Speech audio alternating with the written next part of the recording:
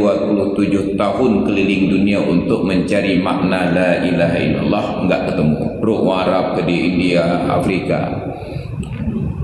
Madumnan ulama-ulama malim jarab mana berompak makna la ilaha illallah kakak najuk. Nya curung merajah. Namun kebenaran itu tidak berani saya sampaikan secara vulgar, karena di majlis itu ada orang alim dari Aceh dengar gerajah. Dengar gerajah di muridnya. Kalau saya sampaikan narasi yang sebaliknya, berarti tidak mempercayai kalimat beliau. Hantar begah kita berkewajiban. Ini contoh sederhana. Kita mendapatkan pesan-pesan dari pertemuan yang pertama, pesan dan kesan. Maka untuk mengenali seseorang, kesan pertama itu begitu menggoda, selanjutnya terserah Anda. Maka kesan pertama saat bertemu itu yang ditanamkan di dalam Islam. Siapapun yang datang bertemu dengan kita, yang pertama berikan rasa aman, dan yang kedua amankan dari rasa lapar. Atau urang gejak bagainya, pastikan dua perkara, berikan rasa aman, dan yang kedua amankan dari rasa lapar.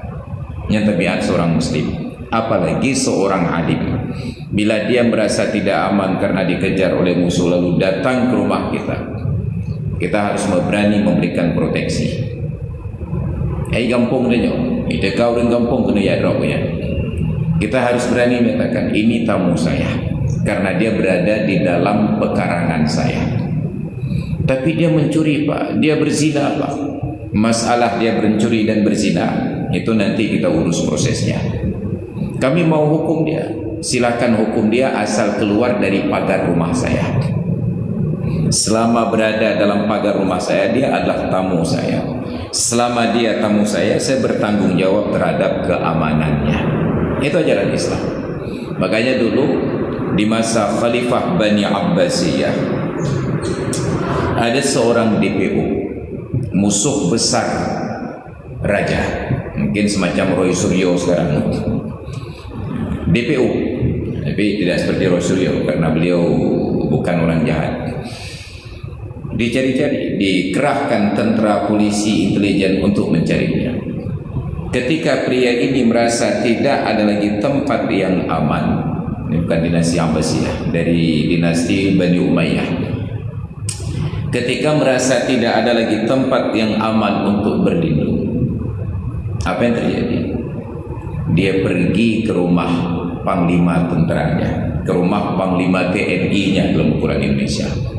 Dia bertamu seperti biasa. Lagi orang biasa jumjame, lagi dia mulut, lain aku bertakar lehan.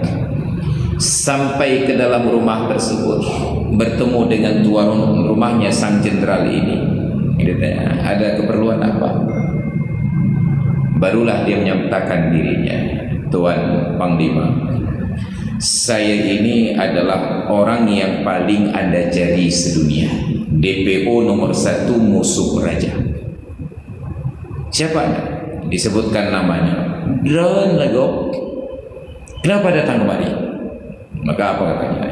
Wahai Panglima, saya merasa takut dan tidak aman lagi hidup dimanapun tempat di dunia, karena saya sedang dicari-cari oleh anak buah Anda. Maka saya rasa tempat yang paling aman dan tidak mungkin dicari di rumah Anda. Maka lenjam-jamnya baru mahal. Maka sebagai seorang muslim yang bertamu ke rumah saudaranya seorang muslim, maka saya minta perlindungan sebagai seorang tamu. Serba salah itu di Panglimanya. Hantar pejamai ke kembang dalam rumah. Tak pejamainya kena urun minta-minta. Maka akhirnya dia katakan, nah kalau begitu okeylah. Selama engkau berada di dalam rumah ini, kamu adalah tamu. Tapi bila engkau keluar dari pagar rumahku walaupun hanya selangkah, aku yang pertama akan menangkapmu. Nyata do ino jaminan. Mutira wah je drop jaminan. Tapi menyata tibit lun pun drop ke dakwah. Tak duduklah tinggal di rumah Panglima tersebut berhari-hari, berpekan-pekan, berbulan-bulan. Intelijen tetap bekerja. Akhirnya intelijen tahu bahwa orang yang paling dicari ternyata berlindung di rumah Panglima. Gak ada tempat lagi untuk memberitahukan kecuali langsung kepada raja. Maka datanglah intelijen ini di majlis raja. Dia lapor kepada raja, wahai baginda Amirul Mukminin, ternyata musuh negara yang paling kita cari sedang dilindungi oleh orang yang paling Anda percaya, nyembah rumah panglima. Maka dipanggillah panglima itu oleh raja di hadapan majelis menteri-menteri ini. Ditanya oleh raja dengan nada tinggi, apa benar DPO yang paling kita cari sedang berada di rumah? Iya, jujur, betul. Apakah engkau sedang ingin bermusuhan denganku dengan melindunginya? Maka panglima ini katakan, wahai Amirul Mukminin, berapa banyak perang yang aku telah terlibat di dalamnya, dan berapa ramai orang yang mati di ujung pedangku demi menegakkan kehormatan diri dan negaramu. Maka hari ini ada seorang warga yang menjadi musuhmu, dan saya tidak tahu saat dia datang ke rumah sebagai tamu. Lalu ia perkenalkan diri, saya DPO yang paling Anda cari. Lalu apakah saya langgar kehormatan sebagai seorang muslim di hadapan Allah Ta'ala dengan tidak memuliakan tamu? Man kana yu'minu billahi wal yawmil akhir falyukrim dhaifah. Barang siapa yang beriman kepada Allah dan hari akhir, hendaklah ia muliakan tamunya. Demi kesetiaan keran payah langgar kesetiaan Allah dengan Rasulullah. Ilang setia. Tapi saya tidak tangkap dia karena sekarang dia sedang di dalam tanggunganku sebagai seorang tamu. Tapi yakinlah wahai raja, wahai baginda, wahai Amirul Mukminin, selangkah ia keluar dari pagar rumahku, aku yang pertama akan menangkapnya. Ini hidup pimpinan. Maka masuk dalam benak raja, nyocin. Nanti dia bukan sedang berkhianat kepadaku, dia sedang menegakkan harga dirinya sebagai seorang muslim yang memberikan rasa aman kepada tamu dan mengamankan tamu dari rasa lapar. Lagi itu kali laporan. Begitu keluar panglima ini, datang lagi bisikan-bisikan, wahai Amirul Mukminin, berapa ribu dinar sudah kita infakkan belanja untuk menugaskan intelijen. Sedikit saja dia mengaku sebagai orang Islam dan bertamu di rumah panglima, kita izinkan panglima selamat begitu saja. Hana betul ya, dia tak kagak anggaran. Terbalik lagi pikiran aja, hoilam ni. Maka datang lagi menghadap panglima ini. Ada apa wahai Amirul Mukminin? Saya sepeninggalmu tadi mendapatkan laporan dan pertimbangan dari berbagai tim ahli. Dengan biaya besar yang sudah kita gelontorkan, tidak layak bila dia dibiarkan tetap menjadi tamu dan aman di rumahmu menimbang keamanan negara. Maka oleh panglimanya kalau untuk wajah hurung dalam. Lalu dia menghadap raja sambil bertanya, wahai Amirul Mukminin, tidak ada di antara kita manusia ini yang tidak berdosa. Maka saya tanya kepada anda, bila nanti di akhirat anda disidang di hadapan Allah Ta'ala, lalu karena alasan yang tepat Allah terima permohonan ampun dari anda, diizinkan anda untuk masuk ke dalam surga. Lalu ketika anda sedang melangkah ke sana, datanglah menteri-menteri ini berbisik kepada Allah, ya Allah, bani ulil kerajaannya, gaji kamu itu undahnya. Gimana tenang hati ini? Oh tidak. Maka demikian pula saya tidak senang apabila raja berubah pendapat hanya karena bisikan mereka, menunjukkan bahwa raja tidak punya pendirian. Hanya panglima-panlimanya dan menteri-menteri dan hanya yang memperang, yang memperang cilen, tapi yang mengamankan kekuasaan anda adalah saya, yang berperang menghadapi musuh-musuh anda adalah saya. Menteri-menteri yang berbisik kepada anda ini hanya berbisik saja. Berlebih dapatih lah atau dapatih saja. Akhirnya raja kembali ke keputusan awal, kajian jawab hanu dingoli ke bawahnya. Ini di zaman setelah Khulafaur Rasyidin, pada masa dinasti Bani Umayyah. Jadi ada pesan moral yang sangat kuat. orang yang masuk ke dalam rumah berikan rasa aman, dan yang kedua amankan dari rasa lapar. Tapi di Aceh, orang yang berkunjung ke Aceh tidak ada rasa aman, cuma hanya aman dari rasa lapar saja. Ini tanggung jawab kita. Inilah para nabi, mereka ada tanggung jawab untuk menjaga karakter sejak sebelum menjadi rasul, saat menjadi rasul, sampai saat menjalankan dakwah. Maka orang-orang yang tidak ingin diketahui latar belakangnya, kepribadiannya, mereka tidak mau berbicara berhadapan-hadapan dalam durasi waktu yang lama. Meri sulit itu. Karena itulah kata Nabi, bila ingin mengenal karakter seseorang, jalanlah bersama dengannya dalam durasi 3 hari berturut-turut. Nyan menyekrip merikrip, menyedermawan meri dermawan. Karena bila hanya ketemu setiap hari di warung kopi, sulit untuk mengetahui seseorang pelit.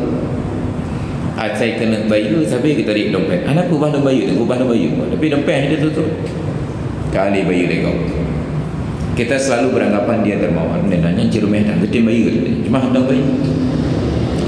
Cuma menyaleh urau, ti urau leh go pajobu, ti kurang go pajobu total je mutiga hana kita bayu cikrit urangnya. Kenapa? Karena orang yang dermawan malu apabila setiap waktu orang yang membayar.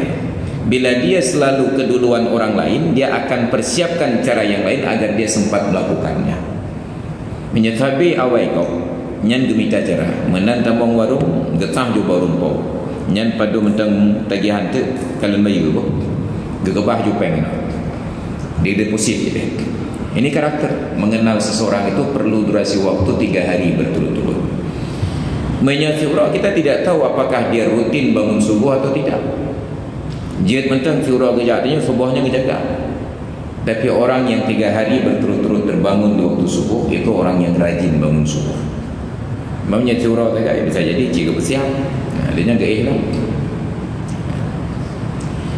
Au ulaika alladzina yukhfuna anfusahum. Orang yang tidak mau duduk berhadapan dalam durasi yang lama, ada rahasia yang sedang mereka sembunyikan.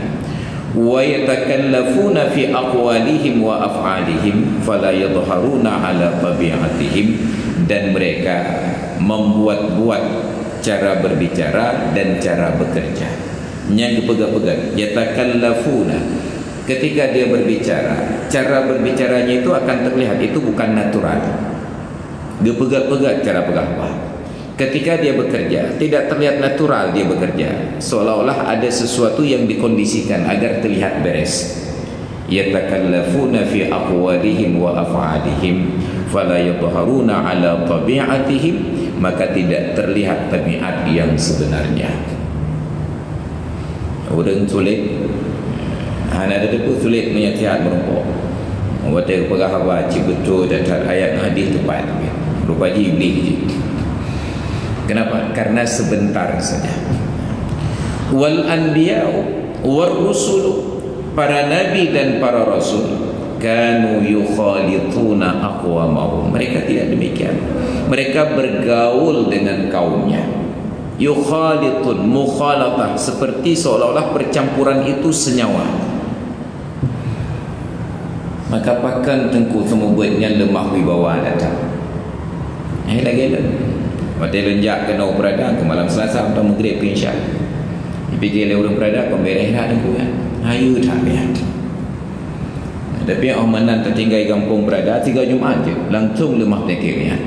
Oh dah fikir tengku yang hebat tak. Rupa ji awaknya je kau. Ini tabiat. Maka jarang seorang tengku itu diundang ceramah di kampungnya.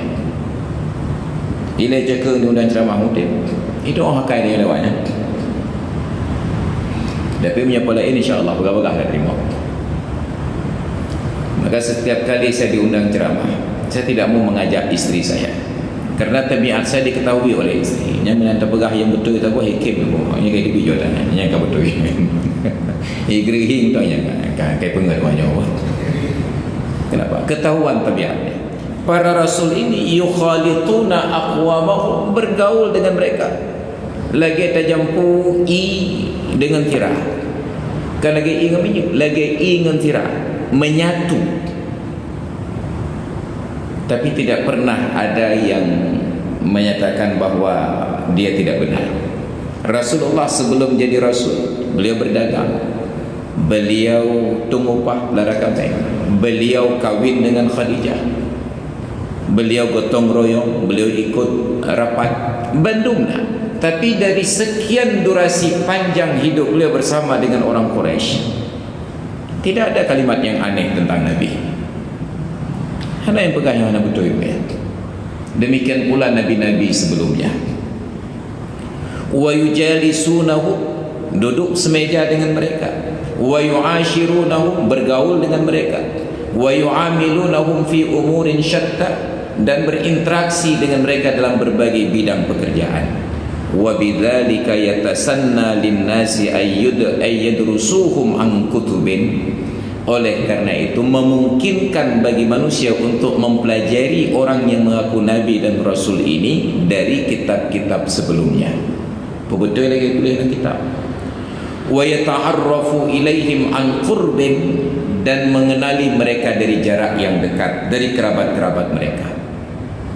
Walaqad kanat Quraisy tusammi Rasulullah sallallahu alaihi wasallam qabla bi'atsatihi bil amin.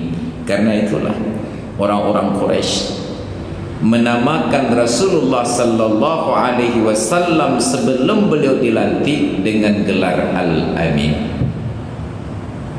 Jujur dan tepat lagi alih. Di antara orang-orang yang jujur, beliau terkenal sebagai pribadi yang jujur, yang jujur dadan. Beda dengan Musailamah Al-Kadzdzab. Di antara orang-orang yang jujur, dia dianggap orang yang paling pendusta. Wa dzalika li sidqihi wa amanatihi. Muhammad diberikan gelar Al-Amin sebelum menjadi Rasul. Kenapa? Karena kejujurannya dan sifat amanahnya. Nyambut amanah menyoba orang awai. Tajuk peng 10 ribu bagaian Pak nyepat na peng 10 ribu. Ira kan kena jauh cekung nyop peng 10 ribu nya nu tunjuk nu tolong jok ba ne uleung ka ne cekung badai. Berjalanlah beliau terus kenan Darussalam ka perle blok kui bacut. Na peng on 30 ribu, na on peng 10 ribu. Perlu berbelanja hanya 10 ribu. Pegah dia orang yang bukan. Oh malaikat mau apa? Hana pembicara. Hana apa ni cik on 30 ribu dengan dia mau. Nya kena aim on 30 ribu tu. Mek nyop penggok. Hai ada penggok kan juk kena ni ada ke orang lain juk lain. Yang penting 30 ribu aja. Penggok. Bahkan lembarannya itu tidak mau ditukar walaupun nominalnya tidak berkurang. Nyandung orang awai amanah. Itu yang lebihnya bolehlah yupeng. Ini Nabi. Wa indama qala lahumur Rasul sallallahu alaihi wasallam fi matla'id dakwah, dan manakala sang Rasul sallallahu alaihi wasallam menyampaikan kepada orang Quraisy di awal-awal dakwah, beliau kumpulkan kerabat-kerabat beliau ketika turun perintah dari Allah, wa anzir ashiratakal aqrabin. 3 tahun pertama periode dakwah semua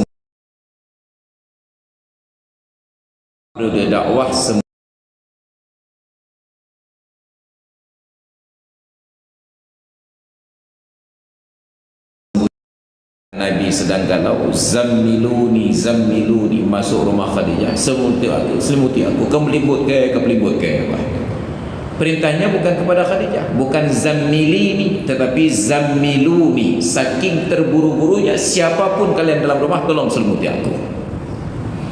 Ada pesan psikologis bahwa orang yang sedang shock itu harus diselimuti. Maka Cina nonton berita-berita di luar negeri, di Eropa, di Amerika, ataupun nonton film-film mereka, setiap kali ada lakon, ada kejadian tentang bencana, maka korban-korban itu kepelimbut ngeja terbaik. Kenapa? Orang yang sedang syok tengok terkejut berleka hangatan. Makanya minyak mi kita yang terkejut nyancok ia pelimbut juga. Yang jangan ada perempuan saja.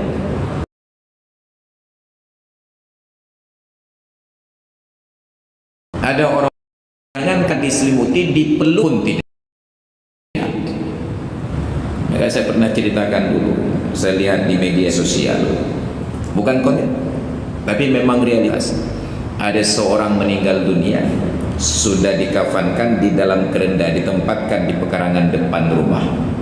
Warga berkeliling, lalu terlihat seorang anak kecil membuka pintu teras rumah, bersandar di pagar rumah, di teras rumah, sambil terduduk menjulurkan tangan untuk menjangkau kerenda tersebut. Tangkinya dengan dari sekian banyak warga yang hadir berkeliling, tidak ada seorang pun yang memberikan kehangatan kepada anak yatim ini untuk gepesada ulai baurnya ataupun gepangkai anaknya. Karena hidup nak gerak ilah nabi mata. Kita tidak diajarkan afeksi, tidak diajarkan cara bersikap. Yang rumah tengah susah, tengah ceramah nang gerak. Pertanyaan di padung draw nalako yang betul draw bab rumahnya ke panggil. Kemudian nak ceramah-ceramah ke meja bekah kursi melungkau. Kenapa? Karena tidak ada yang memberikan kehangatan ketika sedang ada tekanan. Ini Nabi. Maka setelah beliau merasa tenang, barulah beliau bangkit duduk. Dalam riwayat, beliau bersandar kepada Khadijah. Khadijah duduklah Nabi bersandar kepada Khadijah. Bayangkan kemesraan suami istri. Kadang-kadang suami yang perlu pelukan tersebut, kadang-kadang istri yang perlu pelukan tersebut. Maka punya tengah susah lah kau nyampe debit roh gua rumah kau betul. Ketika suami sedang gundah, berikan pelukan dan kehangatan di rumah. Bapak saya bercerita, tanya saja pakon, pernah masalah. Ada orang yang tidak terbuka untuk bercerita. Yang penting kata dia untung kau jika ada mulai. Maka duduk Nabi bersandar kepada Khadijah. Bercerita beliau yang kebenar ipat Pak Buahira. Tengah duduk mengat tiba-tiba gatruk tirau ni pangkai lun tampira manjib nak mahal. Iqra wa. Hantam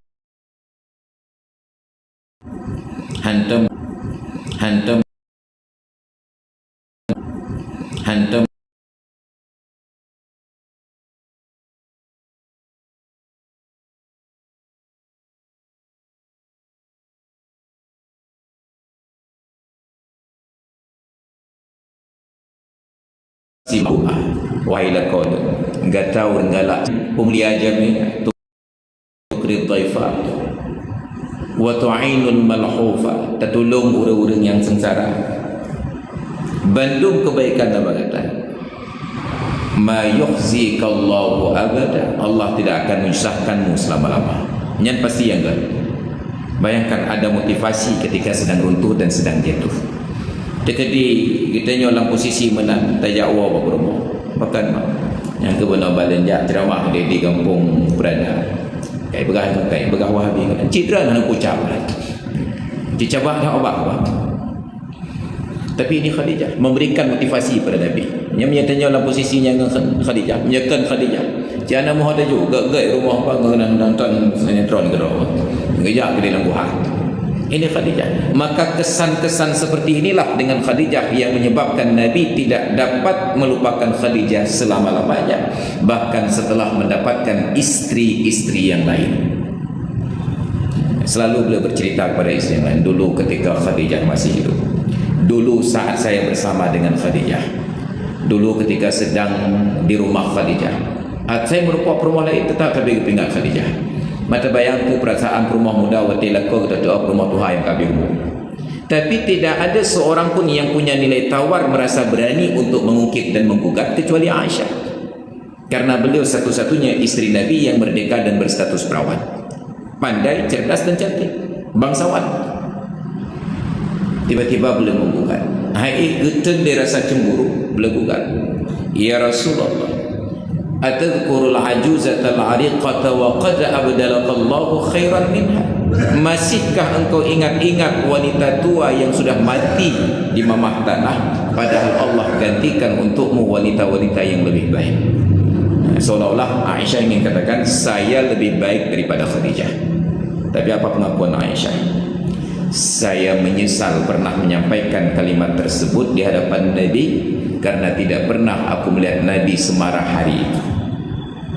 Gemus sumpah Nabi, wallahi ma abdalani Allahu khairan minha qattu. Demi Allah, tidak pernah Allah gantikan untukku seorang istri yang lebih baik daripada Khadijah.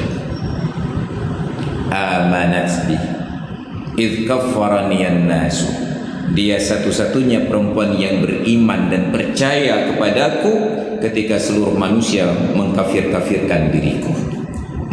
Wa wasatni bimaliha wa anfusiha wa nafsiha idh harramani an-nasu, dia bantu aku dengan harta dan jiwanya ketika seluruh dunia sepakat untuk memboikot diriku.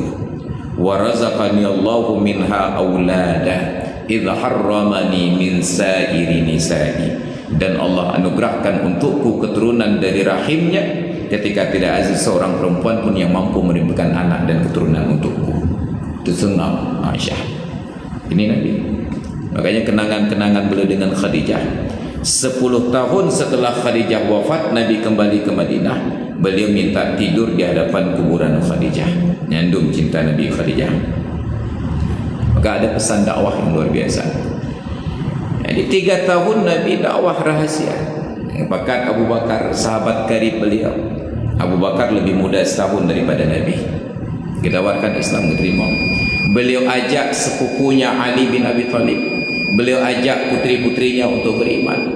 Setelah 3 tahun dakwah diam-diam, akhirnya Allah perintahkan wa anzir ashiratakal aqrabin, ingatkan kerabat-kerabatmu yang dekat. Itu orang Quraisy menduk di belakang Jabal Qubais. Maka saat itu Nabi uji seberapa mereka percaya kepada beliau. Lau akhbartukum anna wara'a hadzal wadi khailan turidu an tughayyira alaikum akuntum musaddiqin. Wahai kaumku, kalau aku beritahukan kepada kalian bahwa di belakang lembah ini ada kuda yang ingin menyerang kalian, apa kalian akan percaya kepadaku? Nyo na kuda pungo ilham kini taju katanya. Tapatih. Qalu, mereka menjawab, ma jarrabna 'alaika min kizbin. Wahai Muhammad, kami percaya ucapanmu karena tidak pernah sekalipun kami dapati engkau berbohong. Menyoka gata apa kamu pati? Hadis riwayat Imam Bukhari. Tapi begitu diulang oleh Nabi 3 kali, selesai, kata Nabi, ala fa inni nadhirul lakum baina yaday adzab,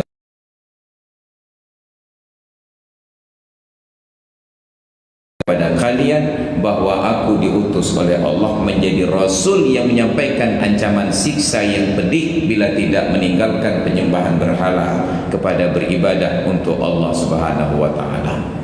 Langsung kepada Abu Lahab ditunjuk di muka Nabi. Tabban laka ya Muhammad, alihadza jama'tana. Celaka engkau wahai Muhammad, apakah untuk hal seperti ini engkau kumpulkan kami? Nyo tujuan pertama kamu itu? Nabi mampu menjawab, tetapi beliau tidak menjawab. Beliau menahan diri. Lalu turunlah malaikat Jibril untuk menjawab tudingan Abu Lahab. Tabbat yada Abi Lahab. Bukan kamu yang celaka wahai Muhammad, tapi yang celaka adalah 2 tangan Abu Lahab karena menunjuk-nunjuk ke wajahmu. Wa tabba ma aghna anhu maluhu wa ma kasab, dan celakalah, tidaklah harta dan segala usahanya mampu menolongnya di hadapan Allah Ta'ala. Ya Nabi, semua orang Mekah saat itu percaya beliau. Wa qad arsyadal Qur'anu ila hadzal naw'i minal istidlal, dan Al-Qur'an memberikan petunjuk dari dalil ini. Qul law syaa Allahu ma talawtuhu 'alaikum wa la adrakum bihi faqad labistu fikum umuran min qablihi afala taqilun. Ketika orang Quraisy tidak percaya dakwah Nabi, tidak percaya kemukjizatan Al-Qur'an yang diturunkan kepada Nabi, dihikayah oleh Allah Ta'ala dalam Al-Quran. Qul law sya'allahu ma talawtuhu alaikum, menya Allah perdaya hana mungkin dia Allah Ta'ala gejabi untuk membaca Quran diri kegata, wala adrakum bihi, dan tidak pula memberitahukannya kepada kalian. faqad labistu fikum umuran min qabli, karena saya sudah lama hidup bersama dengan kalian. Afala taqilun, apa kalian tidak berfikir? Kalian tahu saya tidak pandai membaca, kalian tahu saya tidak pandai menulis, tiba-tiba saya bisa membacakan Al-Quran dengan balaghah yang sangat tinggi, dengan makna yang sangat mendalam. Yang hidup dan pikiran. Makanya dalam ayat yang lain Allah Ta'ala bantah logika tersebut. Ma tadri mal imanu walal kitabu, engkau tidak mengenal keimanan dan tidak pula tulisan. Idzal latabal mubtilun, bila engkau pandai menulis dan mengenal agama, sungguh sahlah orang-orang meragukan kebenaran dakwah.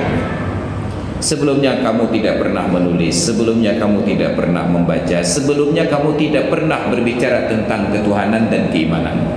Tiba-tiba bawa poplok kait ayat-ayat Al-Quran dengan balaghah yang sangat tinggi dan berbicara tentang ketuhanan. Bagaimana kita meragukan kenabian orang yang seperti ini? Ini Nabi, dibenarkan dakwahnya oleh Allah Subhanahu wa Ta'ala. Maka logika berfikirnya, orang yang benar itu terindikasi dari roman wajahnya curang betul, dari tingkah laku kehidupannya, track record belah dari orang lebihnya curang betul. Kemudian yang ia ajak adalah sebuah yang betul. Makanya di dalam dakwah, sebelum kita mengajak orang untuk berdakwah, kalau latar belakang. Makanya di dalam kitab Ta'alim Tariqat Ta'allum Imam Az-Zarnuji, dan juga dalam pengantar kitab Ihya Ulumuddin, ada sebuah peringatan, sebelum kalian mengaji, pelajarilah siapa guru kalian. Ada ikhtiyarul muallim, pilih-pilih guru. Sampai dia tabut lebih baik dapat imang haba guru daripada dapat ilmu. Bahkan guru tulis, guru beruakai, guru cabak babah. Cabak babah dalam arti galak kengkeng kegau, bukan untuk amar ma'ruf nahi munkar. Awak tidur dia tapi muka galan deku ya, galan deku je. Merompak guru agak mutau macam aja kalau indang kau nyami lagi-lagi yang guru agak gebut. Maka sebelum berguru, pelajari tabiat guru. Sebelum menuntut ilmu, cari kawan-kawan tertentu yang seide, segagasan. Karena bila tidak, yakinlah setelah kita dapatkan ilmunya, kita lebih sibuk untuk meluruskan persepsi orang tentang dirinya daripada mengamalkan ilmu yang telah diajarkan olehnya. Ini Nabi kita. Maka sejarah hidup beliau itu tidak ada kesilapan sebelumnya untuk menjadi cacat di bidang akhlak. Beliau orang yang paling dipercaya. Maka oleh karena itu, setiap kali kita akan berbuat salah, pikirlah apakah ke depan kita akan kembali dipercaya. Sekali lancung ke ujian, seumur hidup orang tidak akan percaya lagi. Maka hadirin dan hadirat sekalian yang dirahmati Allah, sudah tiba saatnya kumandang azan Isya. Kita padakan kajian sampai di sini. Mungkin ada pertanyaan, disilakan dengan segala hormat.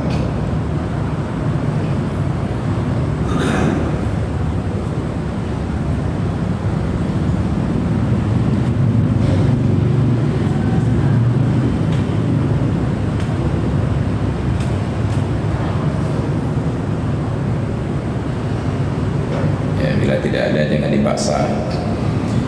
Demikian kajian kita di malam ini, mudah-mudahan menjadi ilmu yang bermanfaat.